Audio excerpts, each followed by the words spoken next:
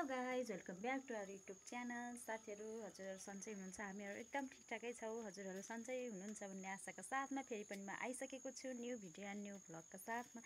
साथीहरू, कुरा चाहिँ के हो भने भोलि अब मेरो श्रीमानजी चाहिँ आउने ठ्याक्कै टाइम भइसकेको छ। हेर्नुहोस् न कति नराम्रो नरमाइलो लागिराखेको छ भनेपछि अब श्रीमान लिन जानुपर्ने केटिएम, यता छोरा नि बिरामी छोरी नि बिरामी भनेर अनि जान नपाउने, अनि यहीँबाट टिकट काटेर छोरो के अरे बुढोलाई चाहिँ अनि त्यो भरतपुरको त्यो एयरपोर्टसम्मको टिकट काटिदिएको छु। उहाँ चाहिँ एक्लै आउनुहुन्छ। अब कस्तो नरमाइलो लाग्छ होला नि त, होइन र? सबैको फ्यामिलीहरू लिन जान्छन् अनि कस्तो रमाइलो लाग्छ। उहाँलाई अलि नरमाइलो लागिराखेको छ।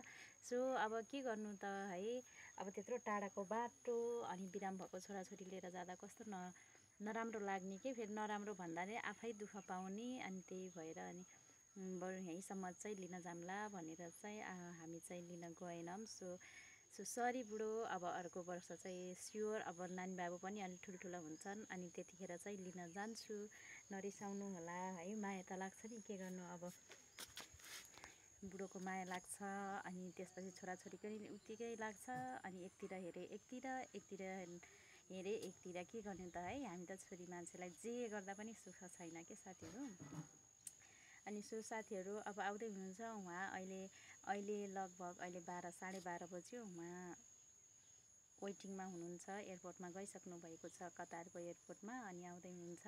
अनि सो उहाँ राम्रोसँग आउनुहोला भन्ने आशाका साथमा मैले चाहिँ यो भिडियो बनाएको छु साथीहरू। सो उहाँलाई चाहिँ हामी आज भरे बेलुकातिर आउनुहुन्छ। भोलि ठ्याक्कै कति बजे भन्दाखेरि 11:15 बजे चाहिँ यहाँ भरतपुरको एयरपोर्ट आइपुग्नुहुन्छ। त्यतिखेर चाहिँ हजुरहरूलाई म उहाँको चाहिँ फुल भिडियो बनाएर हाल्नेछु। आज चाहिँ सिर्फ एक्लै बनाइरहेको छु साथीहरू। नरमाइलो लागिराखेको छ, के गर्नु त है। आफ्नो श्रीमान आइराखेको छ, लिन जान नपाउँदा त कस्तो नराम्रो खल्लो हुन्छ नि त मन पनि। अनि सो साथीहरू, अब भोलि लिन जानेछौँ छोराछोरी, म अनि बुवालाई लिएरै जान्छु। अनि त्यतिखेरै अनि हजुरहरूलाई चाहिँ मेरो श्रीमान कस्तो हुनुहुन्छ भनेर हजुरहरूलाई त्यति बेलै देखाउँछु है। सो साथीहरू, बुढी त यस्तो छ, श्रीमान कस्तो होला भन्ने लागिराखेको छ होला, होइन? अब भोलि नै देख्न सक्नुहुनेछ। भोलि प्लेनबाट निस्किने बित्तिकै मैले भिडियो बनाउँछु उहाँको साथीहरू। हजुरहरूले पनि हेर्नु होला। आज चाहिँ यति नै भनेको साथीहरू। कस्तो घाम लाग्यो कि, म त बाहिर आएर भिडियो बनाएको, कस्तो घाम लागिराखेको छ कि साथीहरू। यसो साथीहरू, अब के गर्नु त है। श्रीमान आउँदा पनि मन त धेरै खुसी छ नि, भिडियो बनाउन नपाएको है। 2-4 दिन भयो थियो भिडियो बनाउन पनि पाएको थिइनँ। सो आज चाहिँ अब एकछिन भए पनि भिडियो बनाइदिउँ न, सानोतिनो भए नि भनेर अनि बनाउन सुरु गरेछु साथीहरू। सो हजुरहरूलाई कस्तो लाग्छ त आफ्नो श्रीमान, अब होइन त, अब आइराख्नु भएको छ, लिन जान नपाउँदा त अलिक मनमा त नराम्रो लाग्छ नै। हामीलाई भन्दा पनि श्रीमानहरूलाई नराम्रो लाग्छ कि, अब सबैको फ्यामिलीहरू आएको हुन्छ लिन, अनि आफू चाहिँ जान नपाउँदाखेरि त हामीलाई भन्दा पनि उहाँहरूलाई नराम्रो लाग्छ। अनि सो सरी बुढो, यसपालि त सरी। अनि अर्को वर्ष त स्योर आउनेछु। छोरी पनि ठुलो हुन्छ, छोरा पनि ठुलो हुन्छ।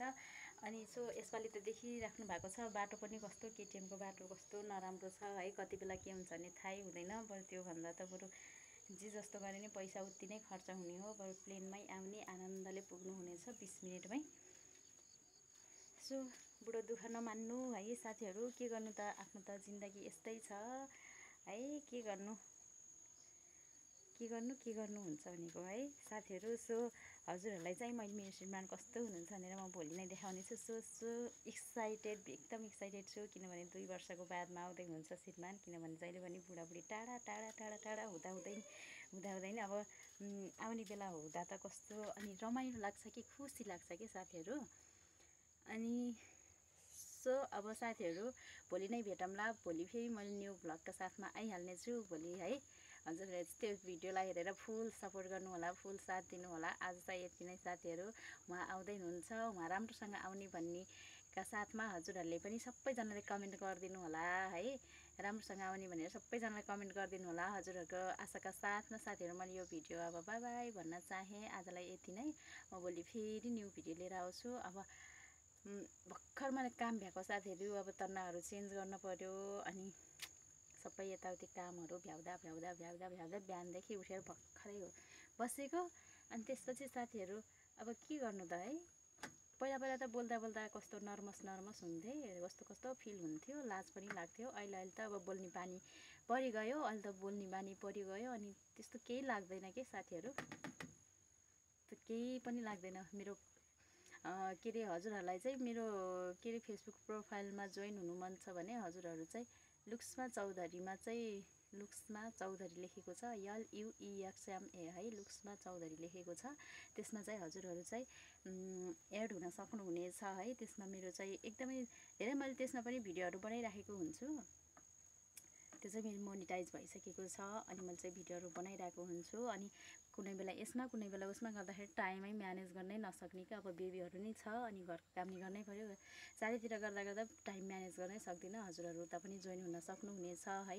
अनि युट्युबमा पनि लाइभमा हजुरहरू आउन सक्नुहुनेछ सबैजनालाई। साथीहरू पहिला पहिला त नर्भस हुन्थ्यो, अहिले त बानी परिगयो साथीहरू, केही उ लाग्दैन। सो साथीहरू यति नै आजलाई चाहिँ, बाई बाई साथीहरू, अब भोलि भेटौँला।